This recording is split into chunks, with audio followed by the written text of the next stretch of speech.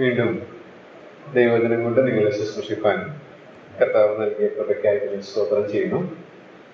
യൂദയുടെ ലേഖനം നാം പഠിക്കുകയാണ്. ഒരു ധ്യാനാത്മകമായ പഠനമാണ്.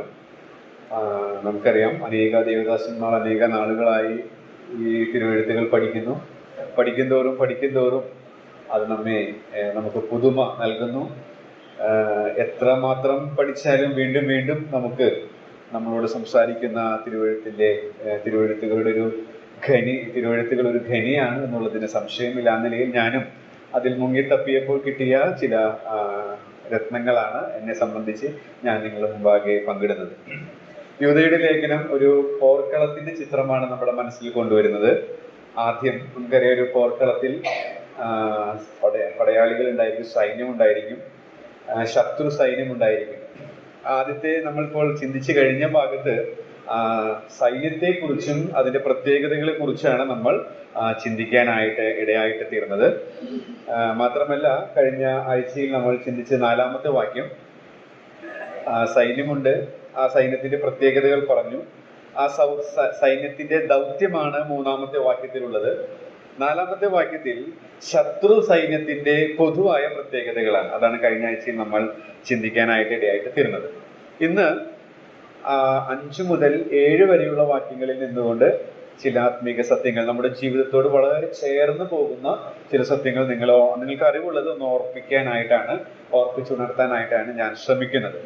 അപ്പൊ നമ്മളിതൊരു ജസ്റ്റ് ഒന്ന് റിവിഷൻ നടത്തുകയാണെങ്കിൽ, നമ്മൾ പഠിച്ചത് ഈ ലേഖനം വായിക്കുമ്പോൾ 3-ാം വാക്യത്തിൽ തന്നെ പറയുന്നുണ്ട്, സത്യവിശ്വാസത്തിനു വേണ്ടി പോരാടണം. അപ്പോൾ പോരാടുന്ന ഒരു ചിത്രം നമുക്കിവിടെ വ്യക്തമായ കൽപ്പന നൽകുമ്പോൾ തന്നെ ആരോടാണ് പോരാടേണ്ടത് എന്നുള്ളവരുടെ പ്രത്യേകതകൾ സൂചിപ്പിക്കാനാണ് ഒരുപാട് വാക്യങ്ങൾ ഈ എഴുത്തുകാരൻ ഉപയോഗിച്ചിരിക്കുന്നത്. അവരുടെയൊക്കെ പൊതുവായ ഒരു സ്വഭാവ സവിശേഷത, അവരെല്ലാവരും അവിശ്വസ്തരാണെന്നുള്ളതാണ്. അപ്പോൾ സത്യവിശ്വാസം മുറുകെ പിടിക്കുന്നവരുടെ ലക്ഷണം എന്ന് പറയുന്നത് അവർ വിശ്വസ്തരായിരിക്കണം എന്നുള്ളതാണ്. അവരുടെ ചില ലക്ഷണങ്ങളാണ്, ചില പ്രത്യേകതകളാണ് ഈ തിരുവെഴുത്തിൽ നിന്ന് ഞാൻ മനസ്സിലാക്കിയത്. അതാണ് നമ്മൾ ഒരുമിച്ച് പങ്കിടുന്നത്. ഒന്നാമത് നമ്മൾ ചിന്തിച്ചത്, അവർ സുരക്ഷിതരാണ്. ഈ പോർക്കളത്തിൽ ഈ സൈന്യം സുരക്ഷിതരാണ്. കാരണം നമ്മൾ ഓൾറെഡി ചിന്തിച്ചു കഴിഞ്ഞു. മാത്രമല്ല, ഈ പോർക്കളത്തിൽ ഉള്ള സൈന്യത്തിന്റെ മറ്റൊരു പ്രത്യേകത, അവർ ആ പട ചേർത്തവനോട് അനുസരണമുള്ളവരായിരിക്കണം. അതിന്റെ ചില കാരണങ്ങളും എന്തുകൊണ്ടാണ് അങ്ങനെ ചെയ്യേണ്ടത് എന്നുള്ളത് നമ്മൾ ചിന്തിച്ചു. കഴിഞ്ഞ ആഴ്ചയിൽ ഒരു എതിരാളി ഉള്ളത് കൊണ്ട് പട ചേർത്തവന്റെ കൽപ്പനകൾ നാം പ്രമാണിച്ച് ജീവിക്കേണ്ടതാണ്. പ്രത്യേകിച്ച് ഞാൻ ഫോക്കസ് ചെയ്യാൻ ശ്രമിച്ചത്, നമ്മുടെ ജീവിതത്തിൽ എതിരാളി എന്ന് വെച്ചാൽ പിശാചാണ്. എതിരാളിക്ക് ഇടം കൊടുക്കരുത്. നമ്മുടെ ജീവിതത്തിൽ, വ്യക്തി ജീവിതത്തിലും കുടുംബ ജീവിതത്തിലും സഭാ ജീവിതത്തിലും നമ്മളായിട്ട് വാതിൽ തുറന്നു കൊടുക്കരുത്. നമ്മുടെ ജീവിതത്തിൽ നാം വാതിൽ തുറന്നു കൊടുക്കുന്നില്ലെങ്കിൽ പിശാച് ഇടമെടുക്കുകയില്ല. എന്നാൽ നമ്മുടെ ജീവിതത്തിൽ പിശാച് ഇടമെടുക്കുന്നുണ്ടെങ്കിൽ അതിന്റെ അർത്ഥം നാം ഇടം കൊടുക്കുന്നു എന്നുള്ളതാണ്. അപ്പൊ അതൊന്ന് നിങ്ങളുടെ ശ്രദ്ധയിലേക്ക്, നമുക്ക് അറിവുള്ളതാണെങ്കിലും ഒന്ന് ഓർമ്മിച്ചുണർത്താനായിട്ടാണ് ഞാൻ കഴിഞ്ഞ ആഴ്ച ശ്രമിച്ചത്. നിങ്ങൾക്കത് മനസ്സിലായി കാണുമെന്ന് ഞാൻ വിചാരിക്കുന്നു. എങ്ങനെയൊക്കെയാണ് പിശാച് ഇടമെടുക്കുന്നത് എന്നുള്ളത് നമുക്ക് വളരെ വ്യക്തമായിട്ട് അറിയാം. ദിനംതോറും തിരുവെഴുത്തുകളുടെ മുമ്പാകെ നാം ഇരിക്കുമ്പോൾ നമുക്ക് തീർച്ചയായിട്ടും മനസ്സിലാകും ഏതൊക്കെ മേഖലകളിലാണ് ഇടമെടുക്കുന്നത്. അപ്പൊ അത് തിരിച്ചറിഞ്ഞ് ആ വാതിൽ അടച്ചു കളയുക. ദൈവത്തിന്റെ ആത്മാവിന്റെ സഹായത്താൽ, ദൈവം നൽകുന്ന കൃപയാൽ നമുക്കത് സാധിക്കും. അങ്ങനെ നാം ചെയ്യുമ്പോൾ നമ്മുടെ ജീവിതം പുരോഗതിയുള്ളതായിട്ട് തീരും എന്നുള്ളതാണ് കഴിഞ്ഞ ആഴ്ച ഞാൻ പറയാനായിട്ട് ശ്രമിച്ചത്. ഈ എതിരാളിയുടെ സ്വാധീനത്താൽ എതിരാളിയിൽ കാണുന്ന ഗുണഗണങ്ങളാണ് 4-ാമത്തെ വാക്യത്തിൽ നാം കണ്ടത്. അങ്ങനെ എതിരാളിയുടെ സ്വഭാവ ഗുണങ്ങൾ ദുരുപദേഷ്ടാക്കന്മാരിൽ മാത്രമല്ല, യൂദ പറയുകയാണ്, അത് ചരിത്രത്തിലേക്ക് തിരിഞ്ഞു നോക്കുമ്പോൾ, ചരിത്രത്തിന്റെ താളുകൾ നാം പരിശോധിക്കുമ്പോൾ അതിലും കാണാൻ സാധിക്കും. എന്താണ്? ഈ നുഴഞ്ഞു വരുന്ന പിശാചിന്റെ, എതിരാളിയുടെ തന്ത്രം അത് ഈ കാലത്തിൽ മാത്രമല്ല, എല്ലാ കാലത്തുണ്ട്. അതിന് ഉദാഹരണമായി 3 ദൃഷ്ടാന്തങ്ങൾ പിന്തിരിഞ്ഞ് അവരുടെ ഓർമ്മയെ കൊണ്ടുപോയി അതിൽ നിന്ന് ചില കാര്യങ്ങൾ യൂദ ഓർപ്പിക്കുന്നതാണ് നമുക്ക് 5, 6, 7 വാക്യങ്ങളിൽ കാണാൻ സാധിക്കുന്നത്. ആദ്യമായിട്ട് 5, 6, 7 വാക്യങ്ങൾ നമുക്ക് വായിക്കാം. യൂദ 5:6-7. നിങ്ങളോ സകലവും ഒരിക്കൽ അറിഞ്ഞുവെങ്കിലും നിങ്ങളെ ഓർപ്പിപ്പാൻ ഞാൻ ഇച്ഛിക്കുന്നത് എന്തെന്നാൽ കർത്താവ് ജനത്തെ മിസ്രയീമിൽ നിന്ന് രക്ഷിച്ചിട്ടും വിശ്വസിക്കാത്തവരെ പിന്നത്തേതിൽ നശിപ്പിച്ചു. തങ്ങളുടെ വാഴ്ച കാത്തുകൊള്ളാതെ സ്വന്തം വാസസ്ഥലം വിട്ടുപോയ ദൂതന്മാരെ മഹാദിവസത്തിന്റെ വിധിക്കായി എന്നേക്കുമുള്ള ചങ്ങലയിട്ട് അന്ധകാരത്തിന് കീഴിൽ സൂക്ഷിച്ചിരിക്കുന്നു. അതുപോലെ സ്വതവും ഗൊമോറയും ചുറ്റുമുള്ള പട്ടണങ്ങളും അവർക്ക് സമമായി ഒരു നടപ്പ് ആചരിച്ച് അന്യജടം ഒന്നിച്ചു നടന്നതിനാൽ നിത്യാഗ്നിയുടെ ശിക്ഷാവിധി സഹിച്ചുകൊണ്ട് ദുഷ്കാന്തമായി കിടക്കുന്നു. ഓക്കെ, ഈ 3 ചരിത്ര വസ്തുതകൾ ഓർപ്പിച്ചുണർത്തുകയാണ്. അപ്പൊ ഇതിന്റെ ലളിതമായ ഒരു തർജ്ജമ ഞാൻ അത് വായിക്കാറുണ്ട്. അപ്പൊ അതും കൂടെ ഞാനൊന്ന് നിങ്ങളുടെ ശ്രദ്ധയിലേക്ക് കൊണ്ടുവരുന്നു. അപ്പൊ അതിൽ നിന്ന് അടുത്ത പാഠം നമുക്ക് പഠിക്കാനായിട്ട് സാധിക്കും. അതെങ്ങനെയാണ് അതിൽ എഴുതിയിരിക്കുന്നത്? അവർക്ക് ഞാൻ നൽകുന്ന മറുപടി ഇതാണ്. 5-ാമത്തെ വാക്യം. ലളിതമായ തർജ്ജമ, നമുക്ക് ഇംഗ്ലീഷ് അറിയില്ല, മൂലഭാഷ അറിയില്ല, എന്നാൽ അതിന്റെ ആശയം എല്ലാ ഭാഗത്തും നമുക്ക് മനസ്സിലാക്കാൻ സഹായിക്കുന്ന ഒരു തർജ്ജമയാണിത്. അപ്പോൾ അതിൽ എഴുതിയിരിക്കുന്നത് ഇങ്ങനെയാണ്: അവർക്ക് ഞാൻ നൽകുന്ന മറുപടി ഇതാണ്. അവർക്ക് എന്ന് വെച്ചിട്ടുണ്ടെങ്കിൽ നമുക്കറിയാം, മുകളിൽ പറഞ്ഞിരിക്കുന്ന ദുരുപദേഷ്ടാക്കന്മാർക്ക്.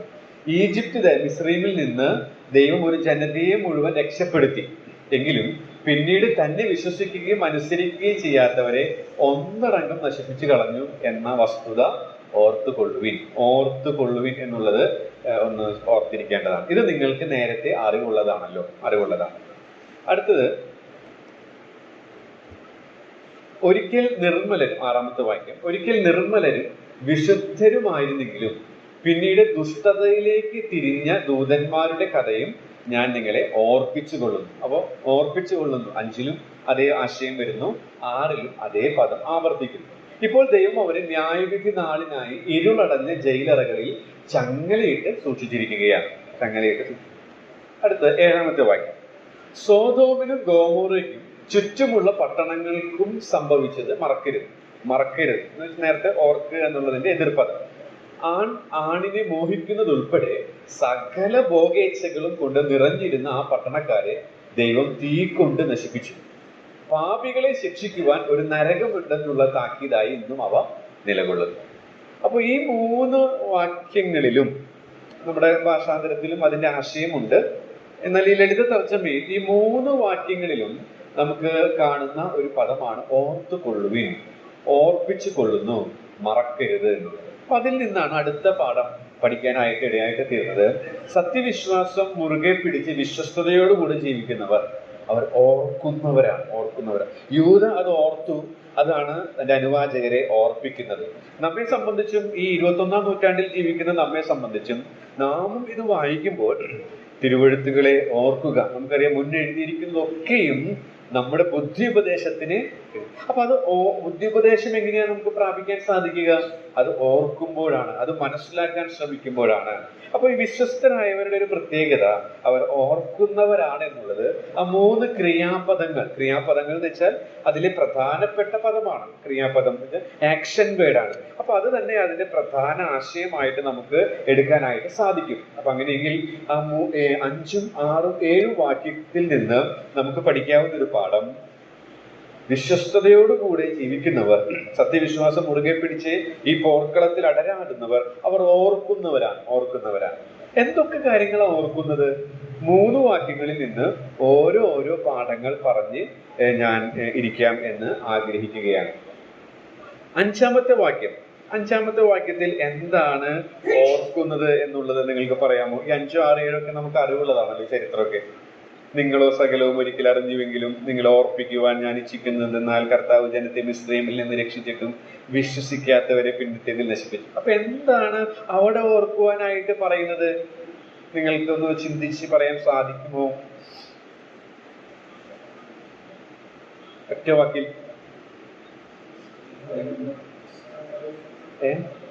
ചെങ്കടൽ ഓർക്കാം.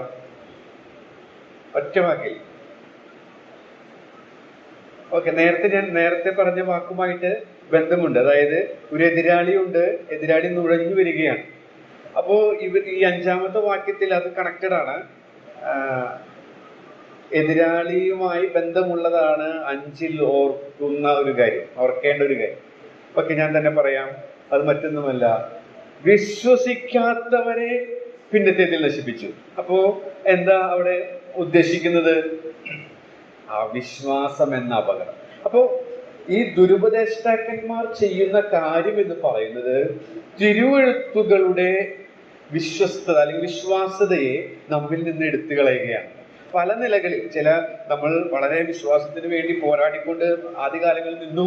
എന്നാൽ ഈ ദുരുപദേഷ്ടാക്കന്മാർ വരുമ്പോൾ അതിനൊന്നും അധികം പ്രാധാന്യം കൊടുക്കേണ്ടതില്ല എന്ന് പറഞ്ഞ് നമ്മുടെ വിശ്വാസത്തിന്റെ വീര്യം കളയുകയാണ്. അത് വിശ്വാസത്തിന്റെ വീര്യം അവിശ്വാസമായിട്ട് തീരുന്നു. അപ്പൊ എന്താണ് കഴിഞ്ഞ ആഴ്ച പറഞ്ഞ പിശാചിന് ഇടം കൊടുക്കരുത്. ദുരുപദേഷ്ടാക്കന്മാർ വന്നാൽ നമ്മിൽ പിശാചിന് ഇടം കിട്ടും. അതിന് ഒരു ദൃഷ്ടാന്തമായിട്ട് 5-ാം വാക്യം പറയുകയാണ്, നമ്മൾ നേരത്തെ കേട്ടതുപോലെ ചെങ്കടലിൽ നിന്ന്, അതായത് ആ ചെങ്കടലിൽ കൂടെ കടന്നു, അതായത് ദൈവത്തിൽ അവർ വിശ്വസിച്ചു, വീണ്ടെടുപ്പ് പ്രാപിച്ചു.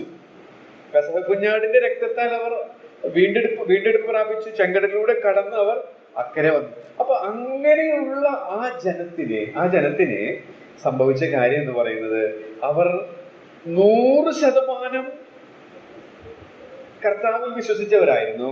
എന്നാൽ മരുഭൂവാസത്തിൽ 100% ദൈവത്തിൽ വിശ്വസിച്ചില്ല. നമുക്കറിയാം, രക്ഷിക്കപ്പെടണമെങ്കിൽ എത്ര ശതമാനം നമ്മൾ കർത്താവിൽ വിശ്വസിക്കണം, അല്ലെങ്കിൽ പൂർണ്ണമായി കർത്താവിൽ ആശ്രയിക്കണം? 99% മതിയോ? അല്ല, 100% മതി. അപ്പൊ നമ്മൾ സുവിശേഷം പറയുമ്പോൾ കാര്യങ്ങളൊക്കെ ഗ്രഹിച്ചു. പക്ഷേ ആ വ്യക്തി അതൊരു തീരുമാനം എടുക്കുന്നില്ല. അപ്പോൾ ആ വ്യക്തി 100% കർത്താവിൽ വിശ്വസിച്ചതായിട്ട് നമ്മൾ കണക്കാക്കുമോ? ഇല്ല. ഭാഗികമായി മനസ്സിലാക്കിയിട്ടുണ്ട്, വിശ്വസിച്ചിട്ടുണ്ട് എന്നുള്ളതാണ്. എന്നാൽ അതേ ചിത്രമാണ് അനുദിന ജീവിതത്തിൽ, നമ്മുടെ വിശ്വാസ ജീവിതത്തിൽ. എന്ന് വെച്ചാൽ നമ്മുടെ വിശ്വാസ ജീവിതത്തിൽ അനുദിനം എത്ര ശതമാനം നമ്മൾ കർത്താവിൽ വിശ്വസിക്കണം? 99% മതിയോ? അല്ല. രക്ഷയ്ക്കായി നാം 100% കർത്താവിൽ പൂർണ്ണമായി ആശ്രയിച്ചതുപോലെ അനുദിന ജീവിതത്തിൽ 100% നാം കർത്താവിൽ ആശ്രയിച്ച് ജീവിക്കണം.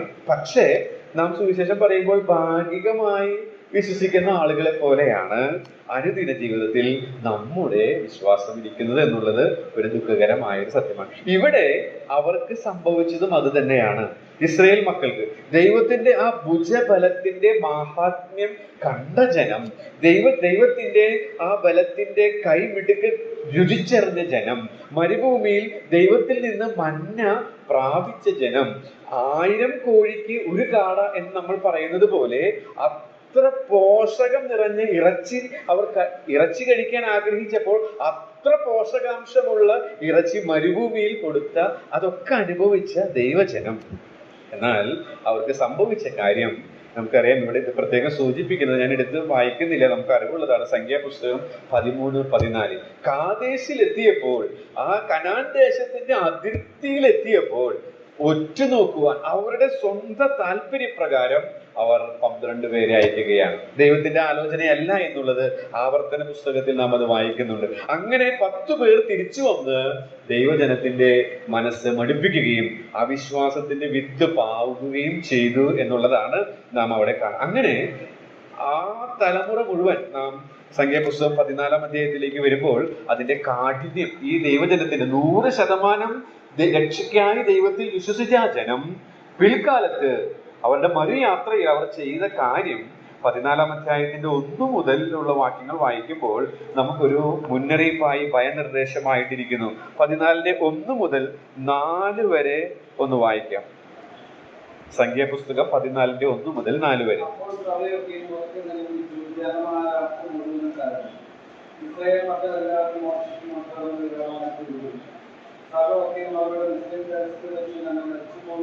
പോയിരുന്നെങ്കിൽ കൊള്ളാമായിരുന്നു. അല്ലെങ്കിൽ മരുഭൂമിയിൽ വെച്ച് ഞങ്ങൾ മരിച്ചു പോയിരുന്നെങ്കിൽ കൊള്ളായിരുന്നു. പോകുന്നതിരിക്കുന്നു. ഞങ്ങളുടെ ഭാര്യമാരും മക്കളും സഭയായി പോകുന്നു. ഇസ്രായേലിലേക്ക് മടങ്ങിപ്പോവുകയില്ലയോ ഞങ്ങൾക്ക് എന്ന് പറഞ്ഞു. നാം ഒരു തലവന നിശ്ചയിച്ച് ഇസ്രായേലിലേക്ക് മടങ്ങിപ്പോവുകയെന്ന് അവർ പരസ്പരം പറഞ്ഞു. ഓക്കെ, അപ്പൊ നോക്കുക, രക്ഷയ്ക്കായി, ഞാൻ നമ്മുടെ ടേമിൽ പറയാൻ കേട്ടോ, ഇത് ചരിത്രമാണ്, എന്നാൽ അതിന്റെ ഗൗരവം മനസ്സിലാക്കാൻ ഈ സാങ്കേതിക പദങ്ങൾ നിങ്ങളെ സഹായിക്കും, എന്നെ സഹായിച്ചു, നിങ്ങളെ സഹായിക്കുമെന്ന് ഞാൻ വിശ്വസിക്കുന്നു. 100% രക്ഷയ്ക്കായി കർത്താവിൽ വിശ്വസിച്ച ദൈവജനം അവരുടെ മരുയാത്രയിൽ ഒരു പ്രത്യേകമായ പ്രതിസന്ധി വന്നപ്പോൾ, അതും അവരുടെ സ്വന്തം ജഡത്തിൽ സ്വന്തം വിവേകത്തിൽ ഊന്നിയത് കൊണ്ട് വന്നതാണ്. അങ്ങനെ വന്നപ്പോൾ അവർ പ്രതികരിക്കുന്നതാണ് നാം ഇവിടെ വായിക്കുന്നത്. അവർ പറയുകയാണ് മിസ്രയീമിലേക്ക് മടങ്ങിപ്പോകാൻ. മിസ്രയീമിൽ എന്താ ഉള്ളത്? അടിമത്വം. അവർ ഫറവോന്റെ കീഴിൽ അടിമകളായിരുന്നു. ആ അടിമത്വത്തിലേക്ക് മടങ്ങിപ്പോകാൻ അവർ ആഗ്രഹിക്കുന്നു. അത് ഞങ്ങൾക്ക് നല്ലത്. മാത്രമല്ല, ദൈവം നിശ്ചയിച്ചൊരു തലവൻ അവിടെയുണ്ട്, എന്നാൽ ആ തലവന് വേണ്ട, പകരം ഞങ്ങൾ ഒരു തലവനെ നിശ്ചയിച്ച് നോക്കുക, ദൈവജനത്തിന്റെ അധപതനം. ഇത് നമ്മുടെ ചിത്രം തന്നെയാണ്. 100% രക്ഷയ്ക്കായിട്ട് നാം കാലാകാലങ്ങളിൽ ഈ കർത്താവിന് ഞങ്ങൾക്ക് വേണം, എനിക്ക് വേണം എന്ന് പറഞ്ഞ് നാം രക്ഷിക്കപ്പെട്ടു. എന്നാൽ അനുദിന ജീവിതത്തിൽ പ്രത്യേകമായ പ്രതിസന്ധികളും പ്രശ്നങ്ങളും ഒക്കെ വരുമ്പോൾ, അല്ലെങ്കിൽ നമ്മുടെ ചില ലൗകിക താല്പര്യങ്ങൾക്കൊക്കെ വേണ്ടി 1% കർത്താവിൽ വിശ്വസിക്കുകയും 99% സ്വയത്തിൽ ആശ്രയിക്കുകയും ചെയ്യുന്നു. അവിശ്വാസത്തിന്റെ വലിയ അപകടത്തിന്റെ ചിത്രം ഇസ്രായേൽ മക്കളിൽ നിന്ന് നമുക്ക് പഠിക്കാനായിട്ട് സാധിക്കുന്നു എന്നുള്ളതാണ്. അപ്പൊ നമ്മുടെ ജീവിതത്തിൽ ഒന്ന് തട്ടിച്ചു നോക്കുക. നമ്മുടെ ജീവിതത്തിൽ വിശ്വാസത്തിൽ കുറവ് വരുമ്പോൾ അതിന്റെ അർത്ഥം നാം ദൈവത്തിൽ പൂർണ്ണമായിട്ട് ചാരുന്നില്ല. രക്ഷയ്ക്കായിട്ട് നാം എത്രമാത്രം അവനിൽ കരഞ്ഞ് ആശ്രയിച്ചു പോകും, അതിൽ കുറവ് വരുന്നു, അപകടത്തിലേക്കാണ് പോകുന്നത് എന്നുള്ളത് ഇസ്രായേൽ മക്കളുടെ ജീവിതം നമുക്കൊരു മുന്നറിയിപ്പായിട്ട് ഇരിക്കുന്നു എന്നുള്ളതാണ്. 1 കൊരിന്ത്യർ 10 പൗലോസ് ഇത് മനോഹരമായിട്ട് സംക്ഷിപ്തമായിട്ട് കുറിച്ചിട്ടുണ്ട്. അത് വായിക്കണ്ട, ഞാനതൊന്ന് നിങ്ങളുടെ ശ്രദ്ധയിലേക്ക് കൊണ്ടുവരാനായിട്ട് ആഗ്രഹിക്കുന്നു. 10:6 നാം വായിക്കുന്നത് 10:6 അത് ആ ഭാഗത്തേക്ക് ഒന്ന് നമുക്ക് പോകാം. ജസ്റ്റ് ഒന്ന് ഓർമ്മ പുതുക്കി നമുക്ക് മുന്നോട്ട് പോകാം. 1 കൊരിന്ത്യർ 10:6 നാം വായിക്കുന്നു, ഇത് നമുക്ക് ദൃഷ്ടാന്തമായി സംഭവിച്ചു, അവർ മോഹിച്ചതുപോലെ നാമും ദുർമോഹിക്കും. അപ്പൊ ഈ അവിശ്വാസം വന്നപ്പോൾ അവർക്ക് വന്നൊരു സംഭവം 10:6 നാം വായിക്കുന്നു, മോഹിച്ചു എന്ന് വെച്ചാൽ എന്താ? അവർക്ക് ഉള്ളതിൽ സംതൃപ്തി ഉണ്ടായിരുന്നില്ല എന്നല്ലേ അതിന്റെ അർത്ഥം. അവർക്കൊരു പണ്ട് അവർ നടന്നു പോവുകയായിരുന്നു, അപ്പോൾ സൈക്കിളിൽ ഒരാളെ കണ്ടു, അപ്പോൾ സൈക്കിൾ വേണം എന്നൊരു മോഹം. സൈക്കിൾ ഓടിച്ചു പോകുമ്പോഴാണ് സ്കൂട്ടറിലുള്ള ആളെ കാണുന്നത്, സ്കൂട്ടർ വേണമെന്നുണ്ട്. അത് ഞാൻ പറയാൻ ഉദ്ദേശിച്ചത്, ഈ മോഹത്തെ കുറിച്ച് പറയുമ്പോൾ സംതൃപ്തിയിലേക്ക് അത് വിരൽ ചൂണ്ടും. അപ്പോൾ നമുക്ക് മനസ്സിലാക്കാൻ സാധിക്കും, ഈ അവിശ്വാസം നമ്മുടെ ജീവിതത്തിൽ സംതൃപ്തി നൽകുകയില്ല. അപ്പോൾ അസംതൃപ്തരായിട്ട് ആരെങ്കിലും എന്നെ കേൾക്കുന്നുണ്ടോ? നമ്മുടെ ഉള്ളത് കൊണ്ട് തൃപ്തിപ്പെട്ട് ജീവിക്കാൻ കർത്താവ് നമ്മെ പഠിപ്പിക്കുന്നു. പൗലോസ് അത് വളരെ വ്യക്തമായിട്ട് കൽപ്പനയായിട്ട് തന്നിരിക്കുന്നു. എന്നാൽ നമുക്കത് സാധിക്കാതെ പോകുന്നുണ്ടോ? ഉണ്ടെങ്കിൽ നാം 99% കർത്താവിൽ ആശ്രയിക്കുന്നുള്ളൂ, അല്ലെങ്കിൽ 1% കർത്താവിൽ ആശ്രയിക്കുന്നുള്ളൂ എന്നതിന്റെ വ്യക്തമായ തെളിവാണ്. നമ്മുടെ ജീവിതത്തിൽ സംതൃപ്തി നമുക്കില്ലെങ്കിൽ അതിന്റെ അർത്ഥം നാം ഇസ്രായേൽ മക്കളെ പോലെ മോഹിക്കുന്നവരാണ് എന്നുള്ളതാണ്. അടുത്തത് 10:7 നോക്കുക. 10:7 നാം വായിക്കുന്നത്, ജനം തിന്നുവാനും കുടിക്കുവാനിരുന്നു, കളിക്കുവാൻ എഴുന്നേറ്റു എന്ന് എഴുതിയിരിക്കുന്ന പ്രകാരം അവരിൽ ചിലരെ പോലെ നിങ്ങൾ വിഗ്രഹാരാധികളാകരുത്. വിഗ്രഹാരം അപ്പോൾ എന്താ അർത്ഥം? അപ്പോൾ ആരാധനയില്ല. നമുക്കറിയാം, നമ്മളൊക്കെ ഇത് നമുക്ക് പ്രസക്തമാണോ? പ്രസക്തമാണ്. ഞാൻ തുടക്കത്തിൽ തന്നെ യൂദയുടെ പേരിന്റെ അർത്ഥം സൂചിപ്പിച്ചപ്പോൾ അത് ഓർപ്പിക്കാനിടയായിട്ട് തീർന്നു. നാം വാസ്തവമായിട്ട് ആരാധിക്കുന്നുണ്ടോ? ആ വാസ്തവമായ ആരാധനയുടെ ചിത്രം അബ്രഹാമിന്റെ ജീവിതം നമ്മുടെ മനസ്സിൽ കൊണ്ടുവരികയാണ്. തനിക്ക് ഏറ്റവും പ്രിയമായതിനെ വില കൊടുത്തുകൊണ്ടാണ് അബ്രഹാം നാം അങ്ങനെയാണോ അനുദിന ജീവിതത്തിൽ ജീവിക്കുന്നത്? ഓരോ ദിവസവും നാം ബുദ്ധിയുള്ള ആരാധനക്കാരായിട്ട് തീരേണ്ടവരാണ്. അങ്ങനെയെങ്കിൽ നമ്മുടെ ജീവിതത്തിൽ നമുക്ക് ഏറ്റവും പ്രിയമായതിന് അത് കർത്താവിന് കൊടുക്കുവാനായിട്ട് നമുക്ക് സാധിക്കുന്നുണ്ടോ? ഇവർക്ക് അത് സാധിച്ചില്ല എന്നുള്ളതാണ് നമുക്ക് അവിടേക്ക്. അപ്പൊ അവിശ്വാസത്തിന്റെ മറ്റൊരു അപകടം, ശരിയായ ആരാധനക്കാരനല്ല ഞാനും നിങ്ങളുമെങ്കിൽ അവിശ്വാസത്തിൽ നിന്ന് ക്യാൻസർ നമ്മെ പിടിച്ചിട്ടുണ്ട് എന്നുള്ളത് നാം ഓർത്തിരിക്കേണ്ടത് ആവശ്യമാണ്. 10:8 തന്നെ മറ്റൊരു കാര്യം നാം കാണുന്നു. അവരിൽ ചിലർ പരസംഗം ചെയ്ത് ഒരു ദിവസത്തിൽ 20,000 പേരെ വീണത് പോലെ. അപ്പോൾ എന്താ പരസംഗം? അതുപോലെ തന്നെ 7-ാം വാക്യത്തിലുണ്ട്, ജനം തിന്നുവാനും കുടിക്കുവാനും ഇരുന്നു, കളിക്കുവാൻ എഴുന്നേറ്റു. എന്ന് വെച്ചാൽ ലൈംഗികപരമായ പാപത്തിൽ കളിക്കുക എന്നുള്ളതിന്റെ യഥാർത്ഥമായ തർജ്ജമ അതാണ്, അല്ലാതെ മറ്റ് ക്രിക്കറ്റ് കളിക്കുക, ഫുട്ബോൾ കളിക്കുക എന്നുള്ള ആശയമല്ല അവിടെ ഉള്ളത്. അപ്പോൾ അത് 7-8 സൂചിപ്പിക്കുന്നത് വിശുദ്ധി ഇല്ല എന്ന്. അപ്പോൾ നമ്മുടെ ജീവിതത്തിൽ ആരെങ്കിലും രഹസ്യമായി പാപത്തിൽ തുടരുന്നെങ്കിൽ നമുക്കറിയാം, പാപജലത്തിൽ ജീവിക്കുമ്പോൾ അനുദിനം നമ്മൾ പാപം ചെയ്യും. അപ്പൊ അത് നിരപ്പ് പ്രാപിച്ച് ഏറ്റു പറഞ്ഞ് ഉപേക്ഷിച്ച് നമ്മൾ മുന്നോട്ട് പോകും. അതിനെപ്പോഴും തന്നെ ഓർക്കുന്ന ഉദാഹരണം ഇതാണ്. നമ്മൾ നടന്നു പോകുമ്പോൾ ഇപ്പൊ എല്ലാവരും ചെരുപ്പൊക്കെ ഇടുന്നുണ്ട്. ചെരുപ്പിടാതെ നമ്മളിങ്ങനെ പാടത്തും പറമ്പിലൊക്കെ ഇങ്ങനെ പോവാണെങ്കിൽ മുള്ള് നമ്മുടെ ശരീരത്തിൽ കാലിൽ കുത്തിക്കയറും. അപ്പൊ കാലിൽ മുള്ളു കുത്തി കയറുമ്പോൾ നമ്മൾ എന്താ ചെയ്യുക? ഹാവോ, ഇന്ന് പറമ്പിൽ നടന്നു, എന്റെ കാലിൽ മുള്ളു കുത്തി കയറി, സന്തോഷം. അങ്ങനെയാണോ നമ്മൾ പ്രതികരിക്കുക? അല്ല. കാലിൽ മുള്ളു കുത്തിക്കയറി നമ്മൾ മനസ്സിലാക്കി കഴിഞ്ഞാൽ എത്രയും പെട്ടെന്ന് ആ മുള്ളിനെ താരോലിക്കാതെ എടുത്തു കളയാനായിട്ട് ശ്രമിക്കും. ഇതാണ് അനുദിന ജീവിതത്തിൽ ഒരു വിശ്വാസി പാപത്തോടുള്ള ബന്ധത്തിൽ ചെയ്യേണ്ടത്. പാപം ചെയ്യാതെ ജീവിക്കാൻ നമുക്ക് സാധിക്കില്ല. കാരണം ആദാമിന്റെ ആ നേച്ചർ, ആ പ്രകൃതം നമ്മിലുണ്ട്. എന്നാൽ അതിനെ ജയിക്കുന്ന ഒരു ശക്തി കർത്താവ് നമുക്ക് തന്നിട്ടുണ്ട്. അപ്പൊ അതുകൊണ്ട് പാപത്തിൽ തുടരേണ്ടതായിട്ടില്ല. എന്നാൽ പാപത്തോടുള്ള ബന്ധത്തിൽ നമ്മുടെ സമീപനം കാലിൽ കൊള്ളുന്ന മുള്ളു പോലെ ആയിരിക്കണം. മുള്ളു കുത്തിക്കഴിഞ്ഞു എന്ന് നമുക്ക് സെൻസ് ചെയ്താൽ ഉടനടി തന്നെ അത് പറിച്ചു കളയാൻ, ഏറ്റുപറഞ്ഞ് നിരപ്പ് പ്രാപിക്കാൻ എത്രയും വേഗം നമുക്ക് സാധിക്കണം. അതാണ് ക്രിസ്തീയ ജീവിതം. പ്രോഗ്രസീവ് സാങ്ക്ടിഫിക്കേഷൻ, പുരോഗമനപരമായ വിശുദ്ധീകരണം എന്ന് തിരുവഴുത്ത് നമ്മെ പഠിപ്പിക്കുന്ന റോമാലേഖനം 8 അധ്യായങ്ങൾ അത് നമ്മെ വ്യക്തമായി പഠിപ്പിക്കുന്നു. പക്ഷെ ഒരു പ്രശ്നമുണ്ട്. പ്രശ്നം എന്താണെന്നറിയോ? നമ്മുടെ കാല് അത് നിറയെ കുഷ്ഠമുള്ളതാണെങ്കിലോ, മുള്ളു കുത്തിയാൽ അത് സെൻസ് ചെയ്യും. ഇന്ന് നമ്മുടെയൊക്കെ അനുഭവം ഒരു പക്ഷേ അതായിരിക്കാം എന്ന് ഞാൻ വിചാരിക്കും. അതുകൊണ്ട് ഈ വചനത്തെ കേൾക്കുമ്പോഴും ഒരു തരത്തിലുള്ള മാറ്റങ്ങളും ഉണ്ടാകുന്നില്ല. കുഷ്ഠം ബാധിച്ച ത്വക്കിന്റെ പ്രത്യേകത അതിന് സ്പർശന ശേഷി നഷ്ടപ്പെടുന്നു എന്നുള്ളതാണ്. നമ്മുടെ കാൽപാദങ്ങൾ, ആത്മീക കാലുകൾ കുഷ്ഠം നിറഞ്ഞതാണെങ്കിൽ, പാപം എന്ന കുഷ്ഠം നിറഞ്ഞതാണെങ്കിൽ എത്ര മുള്ളുകുത്തിയാലും വേദനയിൽ. ഒരു പക്ഷേ കാലിങ്ങനെ എടുത്ത് പൊന്തിച്ചിങ്ങനെ വെച്ചാൽ നിറയെ മുള്ളുകളായി. മറ്റുള്ളവർക്ക് അത് വ്യക്തമാണ്, പക്ഷെ നമുക്ക് അത് സെൻസ് ചെയ്യാനായിട്ട് സാധിക്കും. പ്രിയമുള്ളവരെ, നമ്മുടെ അവസ്ഥ എങ്ങനെ ഇരിക്കുന്നു എന്നുള്ളത് ഒന്ന് പരിശോധിക്കുകയും എത്രയും പെട്ടെന്ന് നിരപ്പ് പ്രാപിക്കുക, തെറ്റ് ചെയ്തു എന്ന് മനസ്സിലായാൽ ഉടനടി കഴുകൽ പ്രാപിക്കാനായി അതിനുള്ള സൊല്യൂഷൻ ദൈവവചനത്തിലുണ്ട്. എല്ലാം ദൈവം നമുക്ക് നൽകിയിട്ടുണ്ട്. അത് ചെയ്ത് മുന്നോട്ട് പോകുവാനായിട്ട് കർത്താവ് എന്നെയും നിങ്ങളെയും സഹായിക്കണം. അടുത്തതായിട്ട് നമ്മൾ ആ ഭാഗത്ത് തന്നെ 9-ാം വാക്യത്തിൽ വായിക്കുന്നത്, അവരിൽ ചിലർ പരീക്ഷിച്ചു, സർപ്പങ്ങളാൽ നശിച്ചു പോയതുപോലെ നാം കർത്താവിനെ പരീക്ഷിക്കരുത്. കർത്താവിനെ പരീക്ഷിക്കുക എന്ന് വെച്ചാൽ കർത്താവിൽ ആശ്രയിക്കുന്നില്ല. അപ്പോൾ അവരുടെ അടുത്ത ഒരു അവിശ്വാസം അവർക്ക് വരുത്തിയ ഒരു പരാജയമായിരുന്നു, ഒരു അപകടമായിരുന്നു.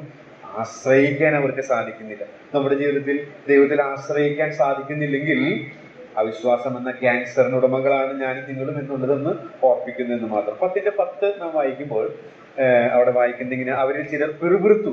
എന്തുകൊണ്ട് പിറുപിറുക്കുന്നത്? പിറുപിറുപ്പ് എന്താ വരുന്നത്? നന്ദിയില്ലായ്മയാണ് അതിന്റെ കാരണം, അല്ലെ? നമ്മുടെ ജീവിതത്തിൽ കഴിഞ്ഞ കാലങ്ങളിൽ നടത്തിയ വിധങ്ങൾ നമ്മൾ നോക്കുമ്പോൾ, അതുപോലെ ഓരോ ദിവസവും നാം അനുഭവിക്കുന്ന കാര്യങ്ങൾ നോക്കുമ്പോൾ, അതുപോലെ തന്നെ നമുക്കിപ്പോൾ തന്നെ ശ്വസിക്കാനും നമുക്ക് ജീവിക്കാനൊരു വീടും സൗകര്യങ്ങളൊക്കെ ഉണ്ടെങ്കിൽ തന്നെ നാം ഈ ലോകത്തിലെ എത്രയോ കോടി ജനങ്ങളെക്കാൾ ഭാഗ്യവാന്മാരാണ്. ഞാനതിന്റെ വസ്തുതകൾ എടുത്തില്ല, അതുകൊണ്ട് പറയാനായിട്ട് സാധിക്കുന്നില്ല. പക്ഷെ നമുക്കറിയാം ദൈവം നമ്മെ നടത്തുന്ന അത്ഭുതകരമായ വിധങ്ങൾ. അപ്പൊ അതൊക്കെ ഓർക്കുമ്പോൾ പിറുപിറുപ്പ് വരില്ലേ? പിറുപിറുപ്പ് വരുന്നുണ്ടെങ്കിൽ നന്ദിയില്ല എന്നുള്ളതാണ് അർത്ഥം. അപ്പൊ അവിശ്വാസം എന്ന ക്യാൻസർ എന്നിലും നിങ്ങളിലും ഉണ്ടെങ്കിൽ ഈ ലിസ്റ്റിലുള്ള കാര്യങ്ങൾ, ഇതാണ് രോഗലക്ഷണങ്ങൾ. ഈ ലക്ഷണം ഇന്നുള്ളതല്ല. വർഷങ്ങൾക്ക് മുൻപ് ദൈവം തെരഞ്ഞെടുത്ത ജനത്തിൽ ദൈവത്തിന്റെ ആത്മാവ് രേഖപ്പെടുത്തിയിരിക്കുന്ന ഒരു കാര്യം. വർഷങ്ങൾക്ക് ശേഷം കൊരിന്തിലുള്ള ദൈവജനത്തെ അത് ഓർപ്പിച്ചുണർത്താൻ പൗലോസ് അത് ഉപയോഗിച്ചു എന്ന് മാത്രമേ ഉള്ളൂ. അത് ഇന്നും ഞാനും നിങ്ങളുടെ മനസ്സിലേക്ക് ഒന്ന് ഓർപ്പിച്ചുണർത്തുന്നു എന്ന് മാത്രമേ ഉള്ളൂ. അപ്പൊ ഈ ക്യാൻസർ നമ്മിൽ ഉണ്ടെങ്കിൽ അത് തിരിച്ചറിയുക, എത്രയും വേഗം അതിൽ നിന്ന് രക്ഷപ്പെടാനായിട്ട് നാം ശ്രമിക്കേണ്ടത് ആവശ്യമാണ്. കഴിഞ്ഞ ദിവസം ജോൺസൺ ചേട്ടൻ നിങ്ങളുടെ ഹോളിലെ എബ്രായ ലേഖനാണ് പഠിപ്പിക്കുന്നത്. അപ്പൊ ഒരു റിവ്യൂ ആയിരുന്നു. 1-ാം അധ്യായം മുതൽ 9-ാം അധ്യായം വരെ കുറച്ച് 1.5 മാസം ഗ്യാപ്പ് വന്നതുകൊണ്ട് റിവ്യൂ നടത്തി. അപ്പോ ഈ അവിശ്വാസത്തെ കുറിച്ച് 1 കൊരിന്ത്യർ 10 നമ്മൾ എടുത്തത്. പിന്നെ എബ്രായർ 3-4 ഇതേ ആശയം തന്നെ എബ്രായ ലേഖനക്കാരൻ അവിശ്വാസത്തിന്റെ അപകടത്തെ കുറിച്ച് പറയുന്നു. അപ്പൊ താൻ അവിടെ പറഞ്ഞൊരു ആശയം എന്ന് പറയുന്നത്, എല്ലാത്തിന്റെയും പ്രശ്നം ഏദൻ തോട്ടത്തിലും എല്ലാത്തിന്റെയും സൊല്യൂഷൻ ക്രൂശിലും കാണാൻ സാധിക്കും. അപ്പോൾ ഞാൻ ഈ ഭാഗം ചിന്തിച്ചപ്പോൾ ഈ അവിശ്വാസത്തിന്റെ ഈ അവിശ്വാസം എന്ന ക്യാൻസർ അത് ഏറ്റവും ആദ്യം വന്നത് ഏദൻ തോട്ടത്തിൽ തന്നെയാണ്. അപ്പൊ അതിലേക്ക് ഞാനൊന്ന് പോയി അതൊരു 3 കുറിപ്പുകളൊന്ന് നിങ്ങളുടെ ശ്രദ്ധയിലേക്ക് കൊണ്ടുവന്ന് അടുത്ത ആശയത്തിലേക്ക് വരാമെന്ന് ഞാൻ വിചാരിക്കുകയാണ്. ഒന്നാമത്, അവിശ്വാസത്തിന്റെ അപകടത്തെ കുറിച്ച് മനസ്സിലാക്കാൻ ഒറ്റ വാക്യം വായിച്ചാൽ മതി. ആ വാക്യത്തിൽ തന്നെ 3 പാഠങ്ങളുണ്ട്. അതിൽ നമുക്ക് എല്ലാ പ്രശ്നങ്ങളുടെയും മൂല കാരണം രേഖപ്പെടുത്തിയിരിക്കുന്ന അധ്യായമായ ഉൽപ്പത്തി പുസ്തകം 3-ാം അധ്യായത്തിലേക്ക് പോകാം. ഉൽപ്പത്തി പുസ്തകം 3-ാം അധ്യായത്തിന്റെ 6-ാമത്തെ വാക്യത്തിലാണ് ഈ അവിശ്വാസം എന്ന ഈ അപകടത്തിന്റെ ഒരു കാര്യം നമുക്ക് കാണാനായിട്ട് സാധിക്കും. ജോൺ വെസ്ലി പറഞ്ഞിരിക്കുന്ന ഒരു ഡെഫിനിഷൻ വിശ്വാസത്തെ കുറിച്ച് ഇതിനോടുള്ള ബന്ധത്തിൽ ശ്രദ്ധേയമാണ്. ദൈവത്തിന്റെ വാക്ക് സംശയിക്കാതെ അംഗീകരിക്കുക. സിമ്പിൾ ഡെഫിനിഷനാണ്. ദൈവത്തിന്റെ വാക്ക് സംശയിക്കാതെ അംഗീകരിക്കും. എന്താ വിശ്വാസം? പല ഡെഫിനിഷൻ നമുക്കുണ്ട്. ഞാൻ 2 നിർവചനങ്ങൾ ഇതിനോടകം നിങ്ങളുടെ ശ്രദ്ധയിൽപ്പെടുത്തിയിരുന്നു. എന്നാൽ ഞാൻ പിന്നീട് പല പുസ്തകങ്ങളൊക്കെ നമ്മളിങ്ങനെ വായിക്കില്ലോ ഇങ്ങനെ ഒരുങ്ങുമ്പോൾ. അപ്പൊ ഇത് ഞാൻ വർഷങ്ങൾക്ക് മുൻപ് ഒരു മെസ്സേജില് ഞങ്ങളുടെ സഭയിലെ പ്രാർത്ഥന മീറ്റിങ്ങിന് അല്പവിശ്വാസത്തെ കുറിച്ച് പറഞ്ഞപ്പോ അന്ന് പരിശോധിച്ചപ്പോൾ ലഭിച്ചത് ഞാൻ കോട്ട് ചെയ്തിരുന്നു. അപ്പൊ ഈ വെക്കേഷൻ ദിനങ്ങളാവുമ്പോൾ ഒതുക്കലും പറക്കലൊക്കെ ഉണ്ടാവുമ്പോൾ ആ കുറിപ്പുകൾ എനിക്ക് ജസ്റ്റ് കഴിഞ്ഞ ദിവസം കിട്ടാനിടയായിട്ട് തീർന്നു. അപ്പൊ അതിൽ വന്ന ആ സ്റ്റേറ്റ്മെന്റ് ഞാനിവിടെ വീണ്ടും ഇത് കുറിച്ചിട്ടു. ദൈവത്തിന്റെ വാക്ക് സംശയിക്കാതെ അംഗീകരിക്കുന്നതാണ് വിശ്വാസം. അങ്ങനെയെങ്കിൽ ഈ ഉൽപ്പത്തി പുസ്തകം 3-ന്റെ 6-ാമത്തെ വാക്യം നമുക്കൊന്ന് വായിക്കാം. ദൈവം പറഞ്ഞ വാക്കുകളെ സംശയിച്ച ഹവ്വയുടെ ചിത്രമാണ് നമുക്ക് അവിടെ കാണാൻ സാധിക്കുന്നത്. 6-ാമത്തെ വാക്യം.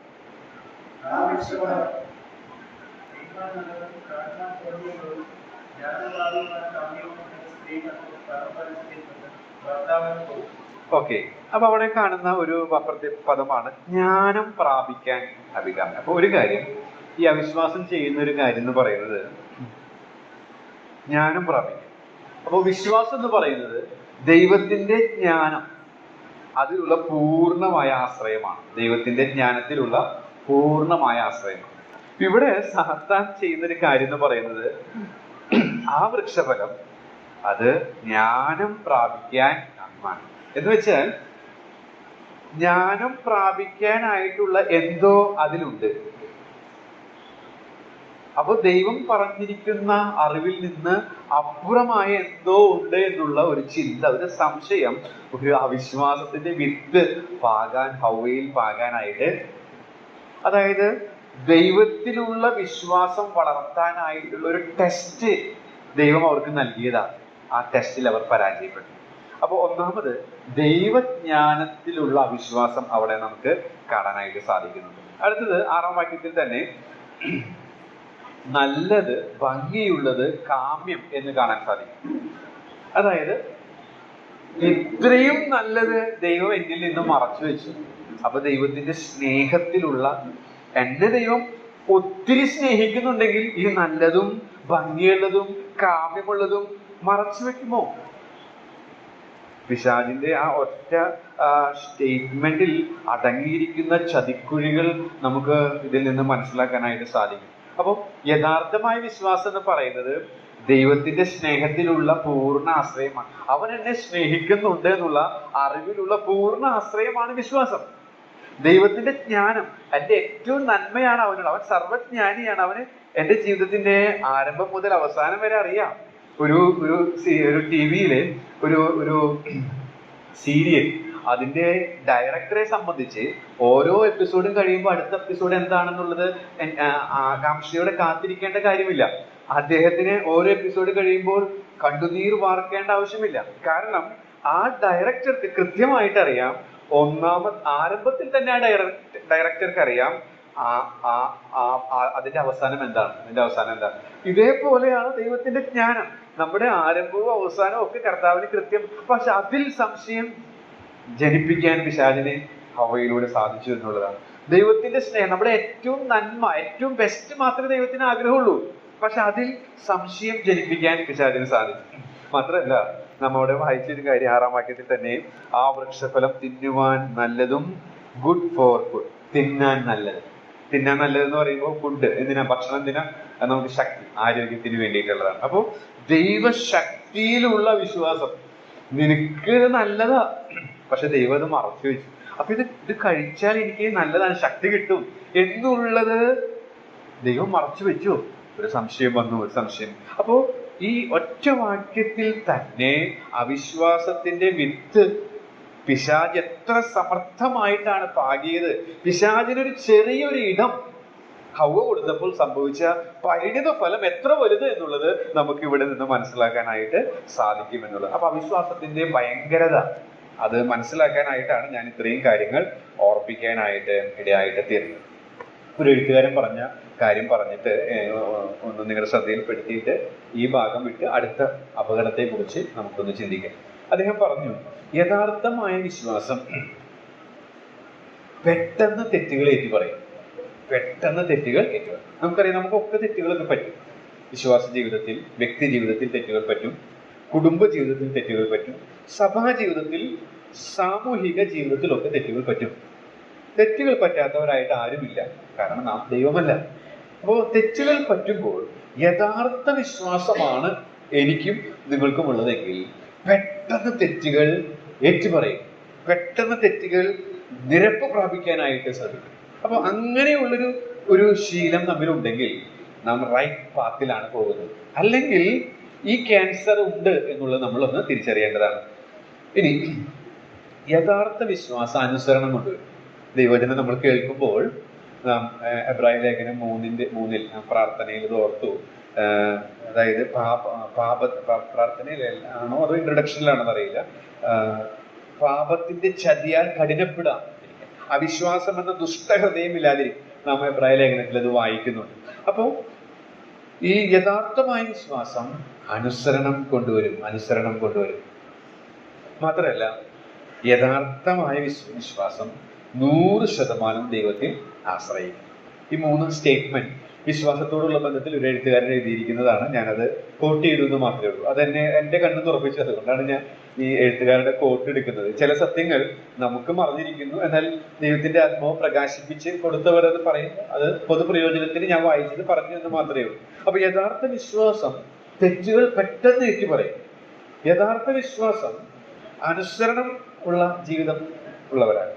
അതുപോലെ തന്നെ പൂർണ്ണമായി 100% ദൈവത്തിൽ ആശ്രയിക്കും എന്നുള്ളതാണ്. ഇവിടെ ഇസ്രായേൽ മക്കൾക്ക് അത് സാധിച്ചില്ല. നമുക്കറിയാം, നമ്മളൊക്കെ ദൈവത്തിന്റെ ഇടപെടലുകളൊക്കെ ചരിത്രത്തിൽ നിന്ന്, തിരുവഴുത്തുകളിൽ നിന്ന് വായിച്ച് മനസ്സിലാക്കുകയാണ്.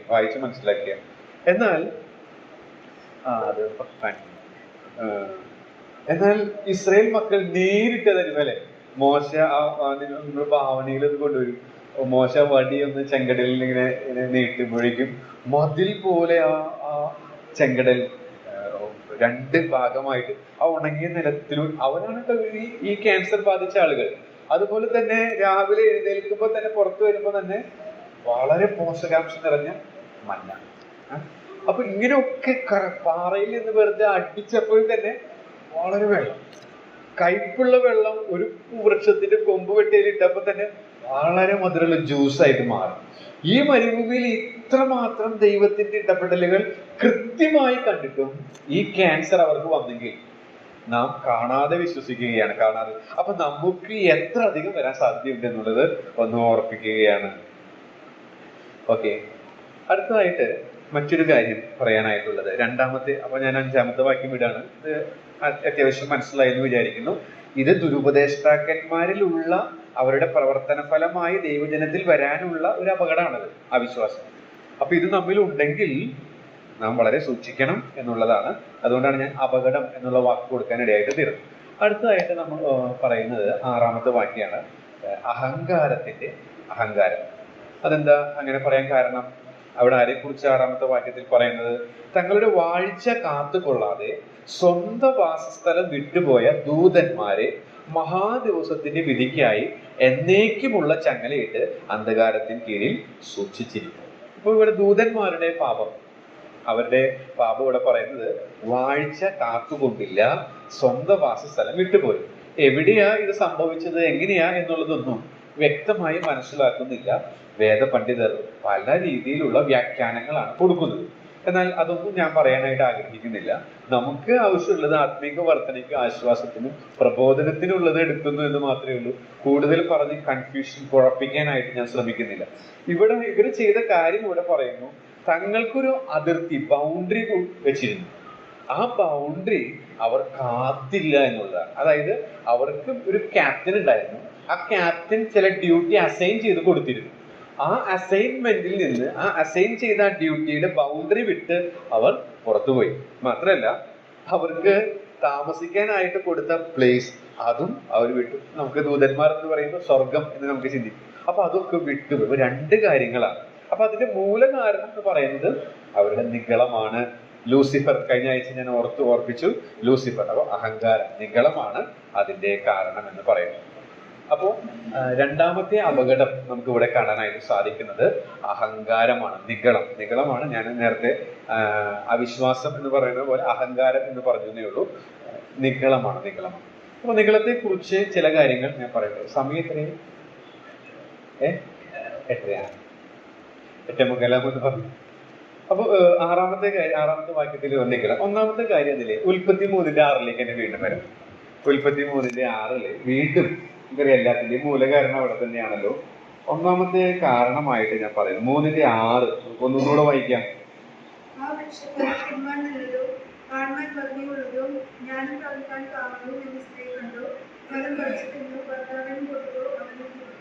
ഓക്കെ. അപ്പോ ഇവിടെ 3:6 ഒരു പ്രധാനപ്പെട്ട ഒരു ആശയം കൂടി ഉണ്ട്. 5-ലാണോ? 5-ാമത്തെ വാക്യം വായിക്കുമ്പോ 5-ാമത്തെ അത് പിന്നത്തെ നാളിൽ നിങ്ങളുടെ കണ്ണ് തുറക്കുകയും നിങ്ങൾ നന്മതിന്മകളെ അറിയുന്നവരായി ദൈവത്തെ പോലെ ആകുകയും ചെയ്യും. ഓക്കെ. ആ വാക്കാണ് ഉദ്ദേശിച്ചത്. ദൈവത്തെ പോലെ ആകും.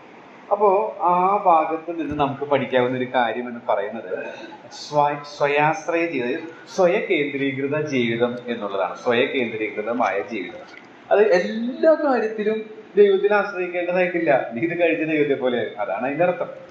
സിമ്പിളായിട്ട് പറഞ്ഞാൽ, ഹൗവേ നീ ഇത് കഴിച്ചോ, ഈ പഴം കഴിച്ചു കഴിഞ്ഞാൽ നീ ദൈവത്തെ പോലെയാകും എന്ന് വെച്ചാൽ ദൈവം സെൽഫ് സഫിഷ്യന്റ് ആണ്, സ്വയം പര്യാപ്തനാണ്. അപ്പൊ ദൈവത്തിന് ആരിലും ചാരേണ്ടതായിട്ടില്ല, ആശ്രയിക്കേണ്ടതായിട്ടില്ല. നീ ഇത് കഴിച്ചാൽ നീ ദൈവത്തെ പോലെയാകും എന്ന് വെച്ചാൽ നിനക്ക് ദൈവത്തിൽ ചെറുതും വലുതുമായ കാര്യത്തിന് വേണ്ടി ആശ്രയിക്കേണ്ടതില്ല. സ്വയം റീചാർജ് ആകുന്ന ബാറ്ററി പോലെ എന്നാണ് ഒരു എഴുത്തുകാരൻ അതിനെ കുറിച്ച് പറഞ്ഞത്. സ്വയം റീചാർജ് ആകുന്ന ഒരു ബാറ്ററി പോലെ നീ ആകും. എപ്പോഴും പ്ലഗിൽ കുത്തി ഓൺ ചെയ്യേണ്ട ആവശ്യമില്ല. പക്ഷെ ദൈവം മനുഷ്യനെ സൃഷ്ടിച്ചത് സ്വയകേന്ദ്രീകൃത ജീവിതം നയിക്കാനല്ല, മറിച്ച് ദൈവത്തിൽ എപ്പോഴും ആശ്രയിക്കുവാനായിട്ട്. എപ്പോഴും ചെറുതും വലുതുമായ എല്ലാ കാര്യത്തിലും അവനിൽ ചാരി ജീവിക്കുന്ന ഒരു ഡിപ്പെൻഡൻസ് ഉള്ള ഒരു ബീയിങ് ആയിട്ടാണ് മനുഷ്യനെ സൃഷ്ടിച്ചത്. പക്ഷേ മനുഷ്യന്റെ എപ്പോഴുമുള്ള വീഴ്ചയ്ക്ക് ശേഷം, പാപം ചെയ്തതിന് ശേഷം മനുഷ്യന്റെ എപ്പോഴുമുള്ള പ്രവണത ദൈവത്തിൽ ആശ്രയിക്കാതെ സ്വയത്തിലാണ്. അതിനെയാണ് നമ്മൾ നിഗളം അല്ലെങ്കിൽ അഹങ്കാരം എന്ന് പറയുന്നത്. ഞാൻ കൂടുതൽ വിശദീകരിക്കുന്നില്ല, അതിൽ നിന്ന് തന്നെ നമുക്കത് മനസ്സിലായി എന്ന് വിചാരിക്കും. അപ്പോ സ്വയാശ്രയമായ ജീവിതമാണ് ഞാൻ നയിക്കുന്നതെങ്കിൽ അതിന്റെ അർത്ഥം അഹങ്കാരം എന്ന ക്യാൻസർ ബാധിച്ചിട്ടുണ്ട് എന്നുള്ളതാണ്. ദൈവത്തിൽ ചെറുതും വലുതുമായ കാര്യത്തിൽ ആശ്രയിക്കുന്നില്ല. ഇതൊക്കെ എനിക്ക് ഹാൻഡിൽ ചെയ്യാവുന്നേ ഉള്ളൂ, എത്ര കാലമായി ഞാനിത് ചെയ്യുന്നു എന്നുള്ളൊരു ചിന്ത നമ്മെ ഭരിച്ചേ ദൈവത്തിൽ ആശ്രയിക്കുന്നില്ല. അതിന്റെ തെളിവെന്താ? പ്രാർത്ഥിക്കുന്നില്ല, അല്ലെ? ദൈവത്തിൽ ആശ്രയിക്കുന്നു എന്നുള്ളതിന്റെ തെളിവാണ് പ്രാർത്ഥിക്കുക എന്ന് പറയുന്നത്. അങ്ങനെ ശരിക്കും പ്രാർത്ഥനാ ജീവിത ശുഷ്കമായ വിശ്വാസിയാണോ നീയെങ്കിൽ ഉറപ്പായിട്ടും നിഗളം എന്ന ക്യാൻസറിന് അടിമയാണ്.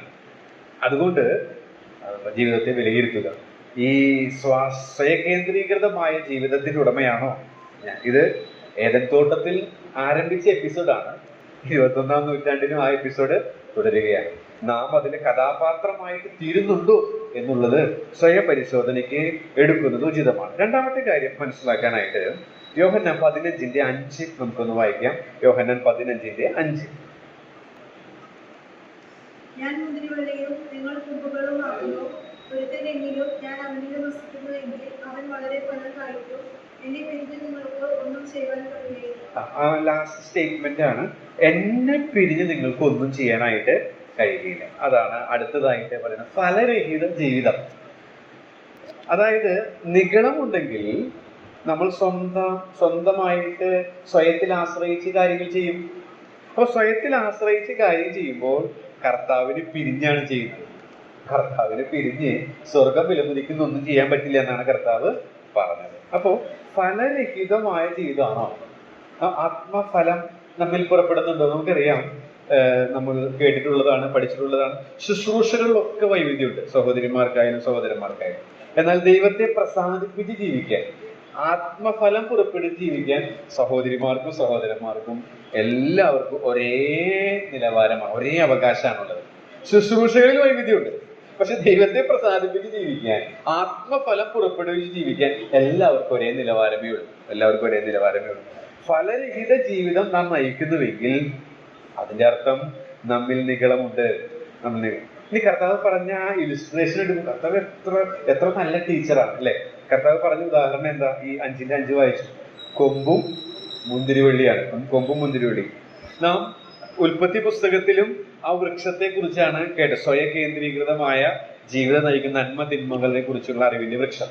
ജീവവൃക്ഷം എന്ന് പറയുന്നത് ദൈവത്തിൽ ആശ്രയിക്കുന്നതിന്റെ ഒരു ചിത്രമായിട്ട് നമ്മൾ പഠിക്കാറുണ്ട്. ഇതേപോലെ കർത്താവ് ഇവിടെ പറഞ്ഞത് മുന്തിരിവള്ളിയും കൊമ്പും. നമുക്കറിയാം, വളരെ അധികം മുന്തിരി കായ്ച്ചു നിൽക്കുന്ന ഒരു കൊമ്പും ഉണങ്ങി നിൽക്കുന്ന ഒരു കൊമ്പും നിങ്ങളത് ഭാവനയിൽ കൊണ്ടുവരിക. നമ്മളിങ്ങനെ ടൂറ് പോയി, അപ്പൊ നമ്മളെ പോയപ്പോ കണ്ടു വളരെയധികം കായ്ച്ചു നിൽക്കുന്ന മുന്തിരി. എന്നാൽ മറ്റതിൽ വളരെ ഉണങ്ങി നിൽക്കുക, ശുഷ്കമാണ്. എന്തായിരിക്കും കാരണം? നമ്മളൊന്ന് ഇന്റർവ്യൂ ചെയ്യാന്ന് വിചാരിക്കുക. ഇന്റർവ്യൂ ചെയ്യാൻ പറ്റില്ല, നമ്മൾ ഭാവനയിൽ നമുക്ക് ചെയ്യാലോ. അപ്പൊ ആ മുന്തിരിവള്ളിയോട് നമ്മൾ ചോദിക്കാൻ, ആ കൊമ്പിനോട് നമ്മൾ ചോദിക്കുകയാണ്, നിറയെ കായ്ച്ചു നിൽക്കുന്ന, എന്താ നീ ചെയ്തത്? എന്തായിരിക്കും ആ നിറയെ കായ്ച്ചു നിൽക്കുന്ന മുന്തിരി കൊമ്പ് പറയുക? എന്തായിരിക്കും പറയുക? നമുക്കറിയാം, ഞാനൊന്നും ചെയ്തില്ല, ഞാൻ കൊമ്പിനോട് ഒട്ടി നിന്നു, മുന്തിരിവള്ളിയോട് ചേർന്നു, വേറൊന്നും ഞാൻ ചെയ്തില്ല. എന്നാൽ ശുഷ്കമായിട്ടുള്ള ആ കൊമ്പിനോട് ചോദിച്ചാൽ എന്താ പറയാ? ആ ജീവരസം സ്വാഭാവികമായി ആ മുന്തിരിവള്ളിയിലൂടെ വരുന്നതാണ്, പക്ഷെ എന്നിലേക്ക് അത് വന്നില്ല, ഞാനത് അനുവദിച്ചില്ല. പ്രിയമുള്ളവരെ, ഈ ഫലരഹിത ജീവിതം ഞാനും നിങ്ങൾ നയിക്കാനായിട്ട് ഒന്നും ചെയ്യേണ്ടതായിട്ടില്ല. കർത്താവിനോട് ചേർന്ന് നിന്നാണ്. ആ കൊമ്പിൽ നിരന്തരം വസിച്ചാൽ മതി. യോഹന്നാൻ 15 വിഷയം അത് തന്നെയായിരുന്നു. എന്നിൽ വസിപ്പിൻ, അബൈഡ് ഇൻ മീ. കർത്താവിൽ നാം വസിച്ചാൽ തീർച്ചയായിട്ടും ഫലരഹിത ജീവിതമാണെങ്കിൽ അതിന്റെ അർത്ഥം കർത്താവുമായിട്ട് നിരന്തരമായ, അതിന്റെ അർത്ഥം എന്താ? നമ്മിൽ നിഗളമുണ്ട് എന്നുള്ളതാണ്. ഇനി അടുത്ത ഒടുവിലായിട്ട് ലൂക്കോസ് 15:25 മുതൽ 32 വരെ എടുത്തു വായിക്കേണ്ട. നമുക്കറിയാം, സ്നേഹവാനായ പിതാവിനെ കുറിച്ച് പറയുന്ന ഉപമയാണ്. 2 മക്കളുള്ള സ്നേഹനിധിയായ പിതാവ്. ഒന്നാമത്തെ മകൻ പിതാവിനെ അനുസരിക്കുന്നു എന്നാണ് നമുക്ക് തോന്നുന്നത്. പുറത്ത് അങ്ങനെ ചെയ്യുന്നുണ്ട്, എന്നാൽ അകത്ത് അങ്ങനെയല്ലായിരുന്നു. എന്നാൽ ഇളയ മകൻ സകലവും നശിപ്പിച്ച മകനാണ്, പക്ഷെ അവൻ സുബോധം പ്രാപിച്ച് തിരികെ വന്നു. ആ ചരിത്രമാണ് നമുക്ക് അവിടെ വായിക്കാനായിട്ട് സാധിക്കുന്നത്.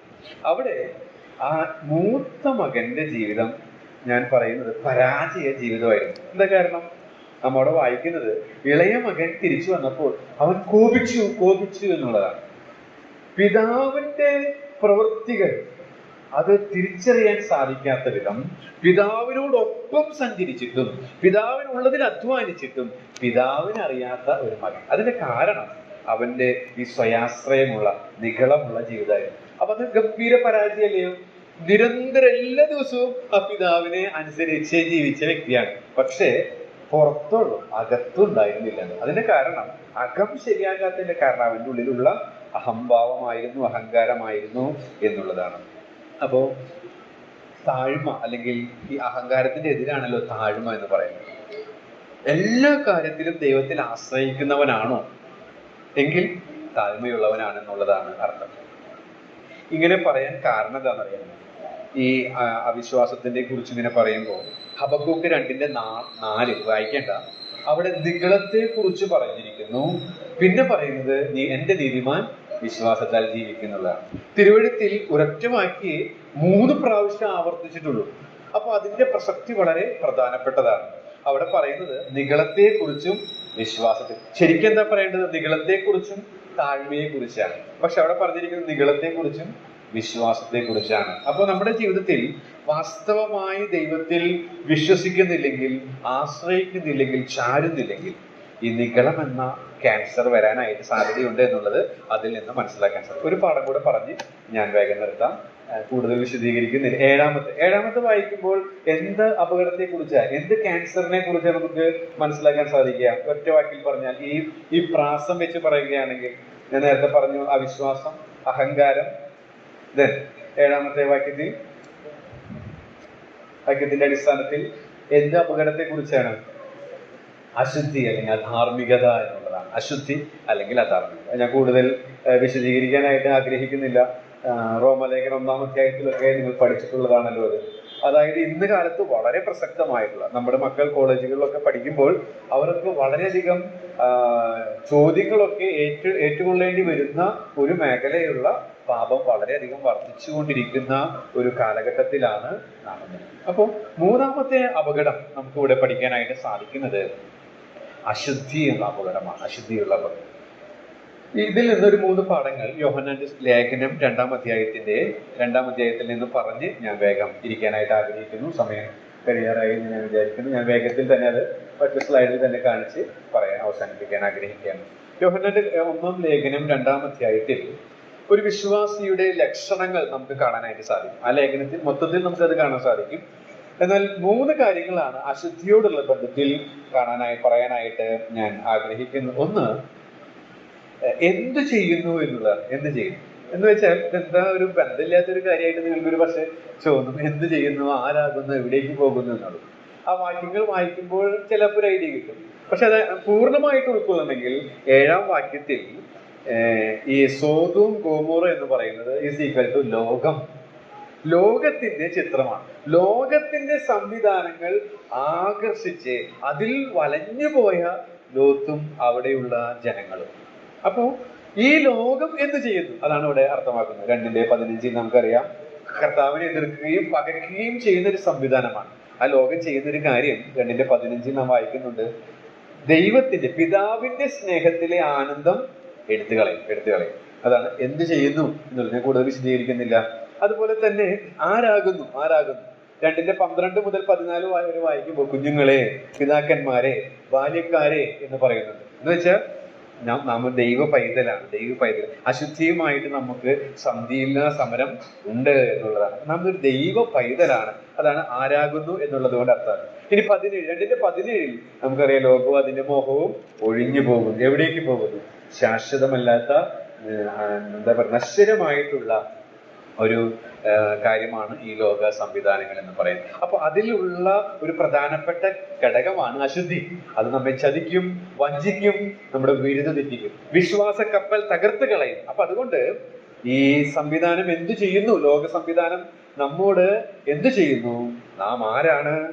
ഈ ലോകത്തിന്റെ എന്റെ എന്താണെന്ന് തിരിച്ചറിഞ്ഞ് അശുദ്ധിയുടെ അപകടത്തെ കുറിച്ച് മനസ്സിലാക്കി വിശുദ്ധിയെ തികച്ച് ജീവിക്കാനായിട്ട് നമുക്ക് ഇടയായിട്ട് തീരേണ്ടത് ആവശ്യമാണ്. അപ്പൊ ഞാനിന്ന് പറയാനായിട്ട് ശ്രമിച്ച കാര്യം എന്ന് പറയുന്നത്,